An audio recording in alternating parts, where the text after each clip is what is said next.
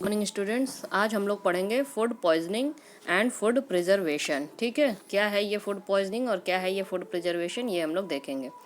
Food poisoning देखिए कैसे हो जाता है। Food poisoning, as the name suggest, is a disease that results from consumption of contaminated food.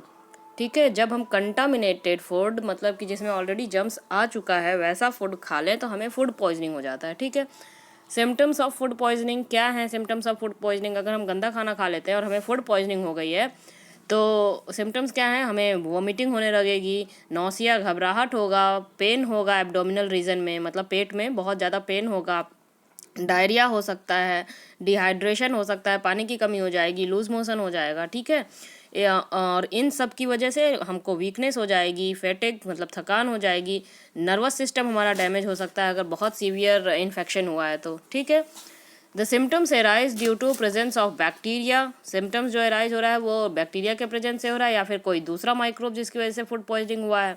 तो कौन कौन से माइक्रोब्स हैं जिनकी वजह से फूड पॉइजनिंग हो सकता है? यहाँ देखिए, ध्यान देने वाली चीज़ है। Some bacteria like clostridium, bacteria का नाम है क्लॉस्ट्रीडियम या स्टैफिलोकोकाई, ये दो बैक्टीरिया हैं जो कि फूड पॉइजनिंग कॉज कर सकते हैं। अगर आपके खाने में आ गए हैं तो आपको नुकसान पहुंचा सकते हैं। ठीक है, और एक फंजाई है वो भी फूड पॉइजनिंग कॉज कर सकता है जिसका नाम है एस्परजिलस। एग्जाम में आता है कि name the bacteria which causes food poisoning, bacteria आएगा तो आप क्लॉस्ट्रीडियम और स्टेफिलोकोकाई लिखेंगे, और अगर फंजाई का नाम आता है तो आप एस्परजिलस लिखेंगे। ठीक है स्टूडेंट्स, आगे देखिए। फूड मस्ट बी प्रॉपरली, अब हमको फूड पॉइजनिंग से बचने के लिए क्या क्या हमको प्रिकॉशंस लेने चाहिए। Food must be properly prepared and stored to prevent food poisoning, हमको फूड को अच्छे से साफ़ सुथरे जगह पे बनाना भी चाहिए और स्टोर भी साफ़ सुथरे जगह पे करना चाहिए।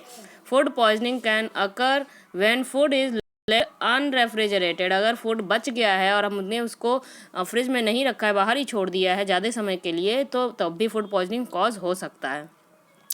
This often happens at picnics and large parties, जब बड़ी शादियाँ पिकनिक में जाते हैं, खाना बहुत ज़्यादा बन जाता है, बच जाता है, उसको हम फ्रिज में भी नहीं रख सकते, तो फूड पॉइजनिंग मतलब उसमें जर्म्स आ जाते हैं और फिर हम उसमें जो भी लोग खाएंगे उसमें फूड पॉइजनिंग हो जाती है। ठीक है, mishandling also causes food poisoning, people who handle और prepare food should wash their hands and prevent contamination of food. तो इससे बचने के लिए हमको पहले तो फूड को ढक के रखना चाहिए, बहुत ज़्यादा खाना नहीं बनाना चाहिए कि खाना बच जाए। अगर बच भी गया है, हम उसको फ्रिज में नहीं स्टोर कर पा रहे हैं तो उसको हमें उसी टाइम पे दान कर देना चाहिए, जो मतलब ज़रूरतमंद लोग हैं उनको दे देना चाहिए। खाना कम बनाए हैं और हमको थोड़ी देर बाद खाना है तो खाने को ढक कर रखना चाहिए, प्रॉपरली अच्छे जगह पर खाना बनाना चाहिए, मतलब साफ़ सुथरे जगह पर। तो इस तरीके से हम फूड पॉइजनिंग से बच सकते हैं। दूसरा हमें एक और चीज़ पढ़ना है, that is food preservation. Food preservation क्या है स्टूडेंट्स? देखिए, फूड को हम प्रिजर्व कैसे कैसे कर सकते हैं। ठीक है, मीन्स फूड को लंबे समय तक कैसे कैसे रख सकते हैं। बहुत सारे मेथड्स हैं फूड प्रिजर्वेशन के, तो पहले देखते हैं फूड प्रिजर्वेशन है क्या।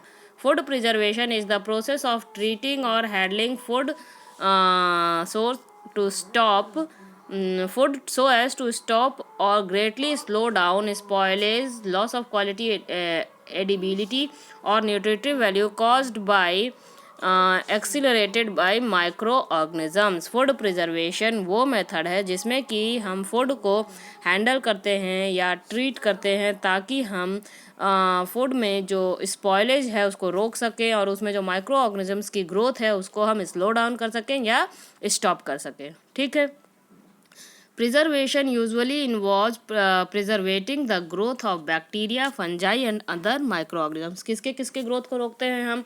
वही जो खाने को ख़राब करेगा, बैक्टीरिया, फंजाई या कोई भी दूसरा माइक्रो ऑर्गेनिजम्स है। ठीक है, as well as retarding the oxidation of fats which cause rancidity. Rancidity means having disagreeable odor or taste due to decomposition of oil or fat। जब ऑयल्स या फैट्स जो फूड में प्रेजेंस रहता है वो डिकम्पोज हो जाए तो उससे एक गंदी महक आने लगती है उस खाने से, और वो खाना फिर खाने के लायक नहीं रह जाता। अगर किसी भी खाने से गंदी महक आ रही है तो that food is not edible. ठीक है, तो उससे भी हमको प्रिजर्वेशन में हम उससे भी खाने को बचाते हैं। तो कुछ मेथड्स हैं यहाँ पे कि कैसे कैसे हम खाने को प्रिजर्व करके रख सकते हैं। तो देखिए, पहला मेथड है ड्राइंग। ठीक है, इससे हम कुछ खाने को प्रिजर्व करके रख सकते हैं, जैसे कि राइस, जितने भी सीरियल्स हैं, राइस, बार्ले, ओट्स, मिलेट, राई।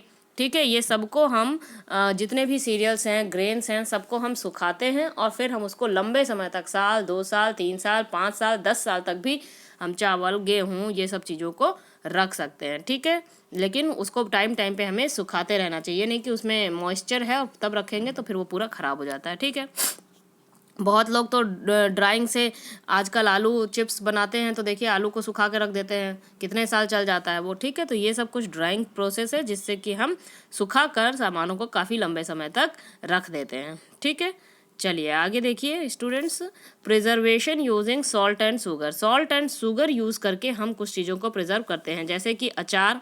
अचार बना लिया हमने। ठीक है, सॉल्ट और शुगर क्या करता है, reduce the water content and make it available food for preserve. Meat and fish, meat and fish को कुछ समय तक इससे बचा सकते हैं हम।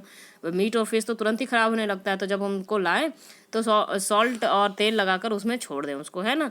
जेम्स और जेलीज, जैम बनाते हैं, जेली बनाते हैं, इससे बहुत समय तक हम उसको प्रिजर्व करके रखते हैं। पिकल्स, अचार बनाते हैं, देखिए अचार की फ़ोटो भी दी हुई है। सॉल्ट उसमें बहुत ज़्यादा मात्रा में या जैम में चीनी ज़्यादा डालते हैं ताकि वो प्रिजर्व करके हम ज़्यादा समय तक रख सकें। और कैसे प्रिजर्व कर सकते हैं, preservation using acetic acid. Market से जो हम सामान लाते हैं उसमें एसिटिक एसिड डला होता है, कोई ना कोई केमिकल डला होता है जिससे वो प्रिजर्व है। ठीक है, तो एसिटिक एसिड विनेगर को बोलते हैं। साइट्रिक एसिड, फॉस्फोरिक एसिड, ये एसिड यूज होते हैं टू स्टॉप और to kill the microbes present in the food. Preservation by chemical preservative, chemical preservative से भी प्रिजर्व कर सकते हैं। कौन कौन से केमिकल प्रिजर्वेटिव है, देखिए सोडियम बेंजोएट और पोटेशियम मेटाबाइसल्फाइड, ये 2 केमिकल ऐसे हैं जिसको हम कुछ खानों में डालकर, जैसे जैम्स, जेलीज, पिकल्स जो हम मार्केट से लाते हैं उसमें ये केमिकल्स डले रहते हैं, इसीलिए मार्केट का अचार या जैम या जेली जल्दी ख़राब नहीं होता। ठीक है, heat and cold treatment, heat and cold treatment, some food items like milk usually boiled and boiling kills the micro organism. ठीक है, उसके बाद हम उसको फ्रिज में रख देते हैं, बॉयल करेंगे, ठंडा करेंगे, फिर फ्रिज में रख देंगे। ठीक है, तो इस ट्रीटमेंट से भी माइक्रो ऑर्गेनिजम्स ख़त्म हो जाते हैं। पास्चराइजेशन भी कुछ उसी तरह का हीट एंड कोल्ड ट्रीटमेंट ही है। हीट एंड कोल्ड ट्रीटमेंट ही है पास्चराइजेशन भी। ठीक है, pasteurization is pressurized heating for a short time. It may be considered at mild form of heat treating. The temperature used during pasteurization is below 100 degree Celsius. जो temperature pasteurization में use होता है वो below 100 degree Celsius है। Milk is pasteurize to destroy micro organism. Milk को pasteurize करते हैं, मतलब वही गर्म करते हैं ताकि उसमें से माइक्रो ऑर्गेनिज्म जो उसमें प्रेजेंट हैं वो मर जाए। उसके बाद उनको हम रेफ्रिजरेट कर देते हैं। रेफ्रिजरेट करने से भी अगर कोई बाहर से माइक्रो ऑर्गेनिज्म उसमें ऐड हो रहा है तो वो ऐड नहीं होगा। ठीक है, तो इस तरह से पास्चराइज करके भी मिल्क को हम स्टोर कर सकते हैं। ठीक है, वैक्यूम पैकिंग, देखिए बहुत सारी चीज़ें जो इस तरह से पैकेट में आती हैं, जैसे कि आपका जीरा, आजकल जो आप मार्केट से ख़रीदते हैं, जीरा, चना और जो भी पैकेट में काजू, किशमिश, बादाम, जो भी पैकेट में आता है आपका ये चिप्स, कुरकुरे, उसको वैक्यूम पैकिंग की जाती है। ठीक है, वैक्यूम पैकिंग में एयर टाइट बैग में या बॉटल में उसको पैक किया जाता है। एयर टाइट मीन्स अब उसमें कोई भी एयर नहीं रहेगा। ठीक है, और फिर एयर नहीं रहेगा तो उसमें माइक्रोब्स नहीं डेवलप कर पाएंगे। ठीक है, और क्या तरीका है, कैनिंग। देखिए कैनिंग में क्या होता है, it involves cooking food and sealed in sterile cans और jars. This is followed by boiling the containers to kill weaken remaining bacteria, a form of sterilization. However, food preserved by canning or bolting is an immediate risk of spoilage once again the bottle has been opened. ठीक है, देखिए Canning में क्या होता है, बहुत सारे food आजकल बने बनाए मार्केट में आते हैं। ठीक है, बना बनाया पोहा आ जा रहा है, बना बनाया मैगी आ जा रहा है, तो उसको इस तरह से स्टोर किया गया है कि उसमें कोई भी माइक्रोब्स ना हो।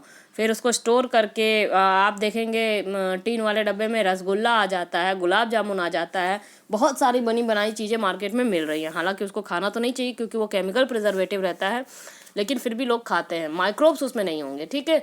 उसको बहुत अच्छे से, एक तो अच्छे से उसको पैक किया जाता है अच्छी फैक्ट्री में साफ़ सुथरे जगह पे, दूसरा उसको पैक करने के बाद भी पूरे बॉटल को बॉयल किया जाता है ताकि माइक्रोब्स के रहने का कोई भी चांस ना हो। लेकिन अगर एक बार वो खुल गया डब्बा तो उसको जल्दी से जल्दी ख़त्म करना चाहिए, क्योंकि फिर उसमें माइक्रोब्स के आने के चांस हो जाते हैं, ठीक है। लास्ट जो प्रोसेस है वो है फ्रीजिंग। फ्रीजिंग से तो आप जानते ही हैं, आजकल फ्रिज सबके घर में है, रेफ्रिजरेटर सबके घर में है।